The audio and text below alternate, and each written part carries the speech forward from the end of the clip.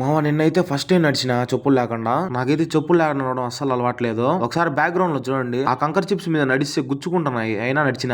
చిన్న చిన్న చిప్స్ ఉంటాయి కదా, కంకర్ చిప్స్. సో వాటిని దొక్కుతా అంటే ఒకటి గుచ్చుకునేట్టు వస్తుంది.